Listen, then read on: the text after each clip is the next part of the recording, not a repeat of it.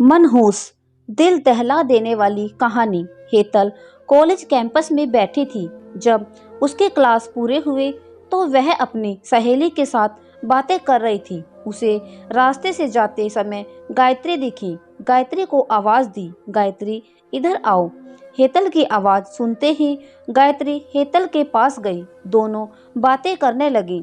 बातचीत के दौरान अचानक हेतल को याद आया कि उसने सुना है कि सुमन ने आत्महत्या कर ली है। इस बारे में गायत्री से जानना चाहा। सुमन, हेतल और गायत्री दोनों की यह बचपन की सहेली थी। गायत्री और सुमन दोनों एक दूसरे की पड़ोसी थी। हेतल दूसरे गांव में रहती थी। भले ही सुमन के 3 बार शादी की गई, लेकिन उसने आत्महत्या क्यों की? ऐसा सवाल हेतल के मन में आया। दरअसल वह अपनी प्यारी सहेली की आत्महत्या से बेहद दुखी थी। सुमन 9वीं कक्षा में थी, तभी उसकी पहली शादी हुई थी। सुमन देखने में बहुत सुंदर थी। वह होशियार, शालीन और भविष्य के सपनों में रंगने वाली थी। उसने अपने जीवन के कई सपनों को चित्रित किया था, पर घर के लोगों ने उसकी जबरदस्ती से शादी करवा दी। हेतल के पास इतने सारे सवाल थे कि वह नहीं जानती थी कि गायत्री से कैसे पूछे, लेकिन हर बात की सच्चाई जानना चाहती थी। और आखिर में गायत्री से पूछा कि सुमन ने आत्महत्या क्यों की। एक क्षण के लिए गायत्री चुप हो गई। जल्दी से उसके मुंह से शब्द नहीं निकल रहे थे। उसने गहरी सांस ली और बोलना शुरू किया। 3 साल पहले सुमन की शादी अबीर नाम के शख्स से हुई थी। वास्तव में उसकी बहुत अच्छी गृहस्थी चल रही थी। दोनों एक दूसरे से प्यार करने लगे थे।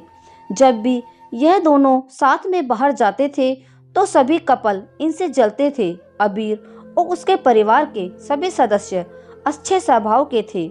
जैसा उसने सपनों में जोड़ीदार सोचा था, वैसे ही उसे अपना पार्टनर मिला था। उसके घर की स्थिति मध्यम थी। अबीर का एक छोटा सा होटल था।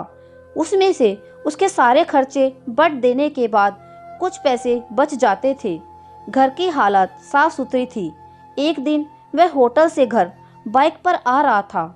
एक बड़ी कार से उसका बहुत बड़ा एक्सीडेंट हो गया और इसमें उसे काफ़ी चोट आई।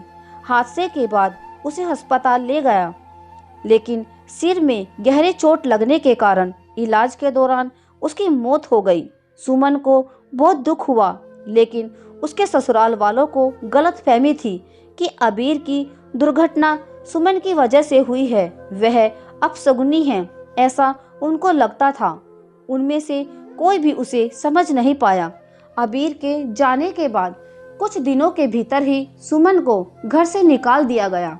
उसे घर से बाहर निकालने के बाद वह मायके गई और कुछ दिन मायके में ही रही, लेकिन आसपास पड़ोसियों में चर्चा हो गई तो उसके माता पिता ने उसके लिए रिश्ता ढूंढने लग गए। जब वह बाहर निकलती थी तो लोग हमेशा उसे ताने मारते थे। इस वजह से सभी बहुत परेशान हुए। ऐसे में उन्होंने जल्दी जल्दी से अमोल से शादी करवा दी। अमोल बहुत बुरा आदमी था, दारू पीता था, कुछ काम धंधा नहीं करता, चोरी करता, मारपीट करता। उसका रोजाना यही काम था। इस सब से सुमन को बहुत दुख होता था, पर वह कुछ नहीं कर सकती थी। एक रात को वह देर से घर आया और जल्दी जल्दी में घर में कुछ ढूंढने लगा। सुमन ने उससे पूछा, उसने कुछ भी नहीं बोला। उसे जो चीज चाहिए थी वह उसे मिली नहीं। वह इस वजह से घर से बाहर चला गया। सुमन रात भर उसकी राह देखती रही, पर वह नहीं आया। दूसरे दिन पुलिस को उसका मृतदेह रास्ते के किनारे पड़ा हुआ मिला। उसका चाकू से किसी ने खून किया था। यह खबर सुमन को पता चली तो उस पर दुखों का पहाड़ टूट पड़ा। कुछ दिनों तक वह अपनी ससुराल में ही रही, लेकिन बाद में ससुराल वालों ने उसे प्रताड़ित करना शुरू कर दिया। इस वजह से सुमन वापस मायके आ गई। घर आकर कुछ दिन ऐसे ही बीत गए। हर दिन आ रहा था और जा रहा था, लेकिन सुमन की स्थिति वही थी।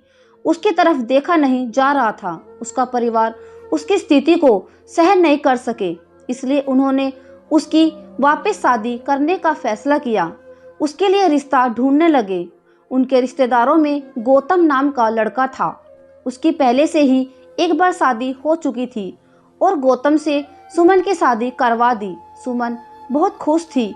शादी हुई और कुछ महीने बाद उसे मालूम हुआ कि गौतम को कैंसर है, ब्लड कैंसर। इस बात का पता चलते ही उसके हंसते हुए चेहरे पर फिर से दुख हो गया, लेकिन उसने हिम्मत से इन सब का सामना करने का फैसला किया।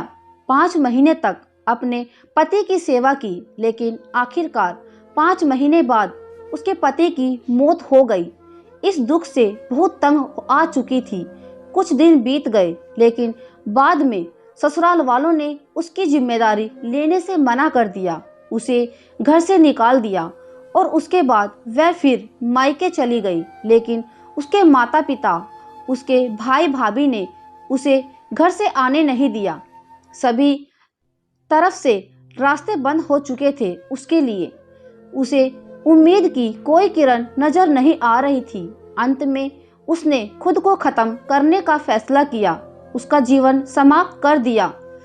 सुमन की यह कहानी सुनकर हेतल की आंखें आंसुओं से भर कर बह रही थी। पूरा दिन वह सुमन के बारे में सोचती रही। क्या इन तीनों घटनाओं में बेचारी सुमन का कोई भी दोष था? क्या उसके माँ बाप को सिर्फ उसकी शादी कर उसे हर बार किसी के पास भेज देना सही था? वो उसे अपने पैरों पर खड़ा करने की कोशिश भी तो कर सकते थे। सच कहो तो हेतल की जान उसकी बदकिस्मती से नहीं, उसके परिवार वालों के, उसके आसपास के लोगों को छोटी सोच ने ली। वो बेचारी मनहूस नहीं, बदनसीब थी, क्योंकि उसके आसपास ऐसी सोच रखने वाले लोग थे। तो दोस्तों, यह कहानी आपको कैसी लगी कमेंट में ज़रूर बताएं। वीडियो को लाइक करें, शेयर करें, हमारे चैनल को सब्सक्राइब करें। Thank you.